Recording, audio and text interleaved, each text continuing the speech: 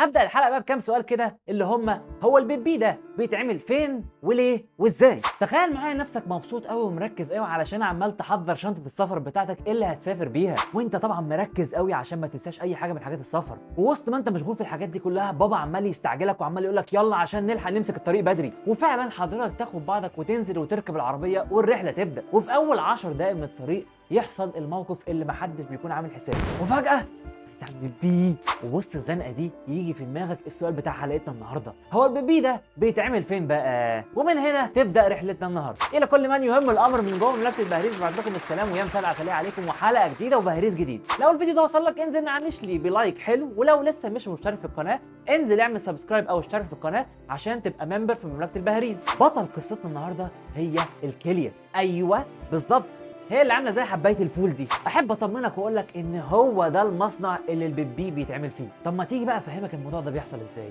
طبعا الموضوع ده معقد شويتين ثلاثه كده اهو، بس احنا هنحاول نفهمه في الكبسوله اللي جايه دي. يلا بينا نبدا. خلينا متفقين ان جسم البني ادم بيحصل فيه تفاعلات ورياكشنات كده اهو، اخرها ان بيطلع فيها حاجات ضاره او مش كويسه الجسم عايز يتخلص منها، عشان لو الحاجات دي اتراكمت جوه الجسم هيسبب ضرر كبير قوي للجسم، وطبعا كل ده هيأثر في الاخر على صحه البني ادم ككل. الكلى بقى هي واحده من الاعضاء اللي في الجسم اللي من ضمن مسؤولياتها ان هي تتخلص من الحاجات الضاره اللي ممكن تاذي الجسم. حلو قوي. طب ايه بقى اللي بيحصل؟ قصتنا او حكايتنا النهارده هتبدا بان الكليه هيجي لها الدم وبيكون دايب فيه حاجتين. اول حاجه هتبقى دايبه في الدم اللي رايح للكلى هي الحاجات الضاره اللي انا لسه قايل لك عليها ان الجسم عايز يتخلص منها. طب وتاني حاجه بقى، الحاجه التانيه بقى اللي بتيجي دايبه في الدم للكلى هي الحاجات الكويسه او الحاجات النافعه للجسم. عارف طبعا السؤال اللي جه في دماغك حالا وانت بتقول هو ايه لازمه الحاجات النافعه للكلى اللي هي اصلا بتخرج الحاجات الوحشه؟ واجاوبك واقول لك هو مش عشان الكلى تشتغل بتكون محتاجه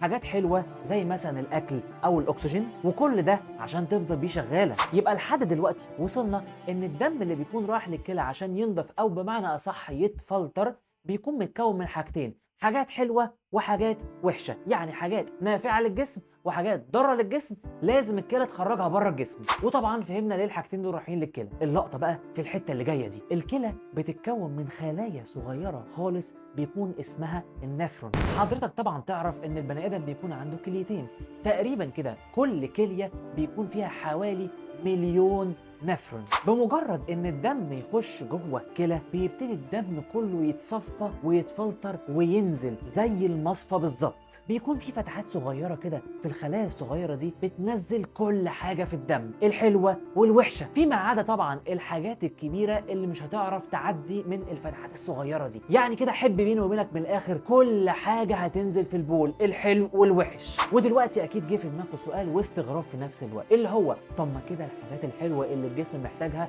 نازله في البيبي. وارد عليك والحقك بسرعه في الحته دي واقول لك هنا تيجي تاني مهمه للكلى، وبالتحديد قوي الخليه اللي انا لسه قايل لك عليها من شويه اللي هي كان اسمها النفرون. بعد اما فلترت ونزلت كل حاجه وخلاص كله نازل في البول، وتيجي بقى حته في الخليه اللي اسمها النفرون دي تقوم عامله عمليه تانيه اسمها اعاده امتصاص او سيلكتيف ري ابزوربشن للحاجات الحلوه كلها. بمعنى ان الكلى هنا هتسلكت وهتختار الحاجات الحلوه كلها اللي موجوده في البول وتقوم ترجع تمتصها تاني للجسم، وكل ده بعد ما كانت اتفلترت وكانت نازله في البول. بعد كده لما الحاجات الحلوه دي تمتص من البول يبتدي بقى هنا يتراكم الحاجات الوحشه اللي الجسم مش محتاجها مع الميه والاملاح، ومن هنا يتكون البول او البيبي. ما هو اصل البيبي ده بيكون عباره عن ميه ودايب فيها الحاجات الوحشه اللي الجسم مش عايزها. بعد كده البيبي ده بقى يشوف طريقه هو رايح فين.